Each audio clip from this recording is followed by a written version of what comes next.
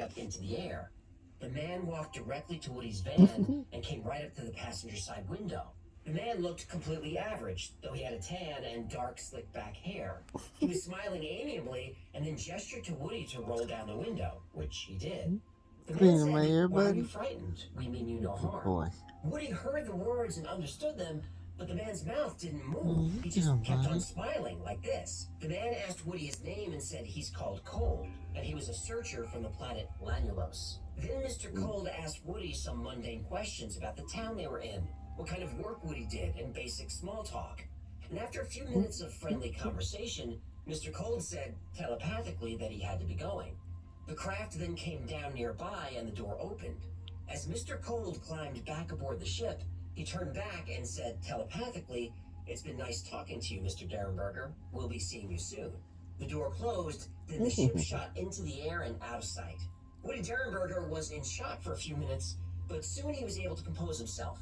He went home and told his wife what happened. He then went to the police. But Woody didn't have to wait very long for Mr. Cold to keep his promise, because the very next day, Mr. Cold was back.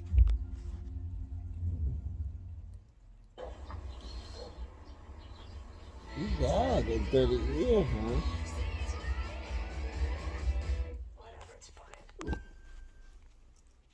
It all started when our mom met our dad, and they fell in love, and they had us. Hi, we're Calpac, and we knew a thing or two about travel.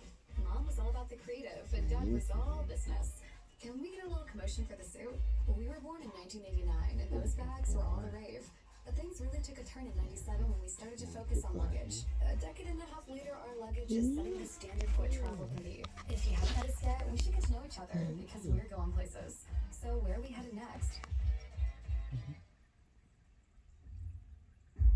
Do we get more?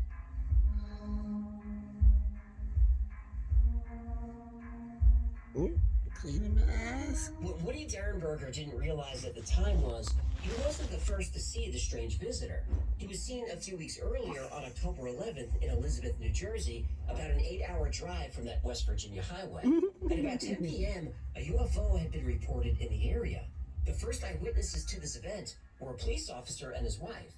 They described the object as a blazing white light as big as a car. It almost crashed into a television tower, then slowly disappeared behind some hills nearby. The UFO was then seen on the opposite side of the hills. This time, the witnesses were 2 police officers on patrol. It was so bright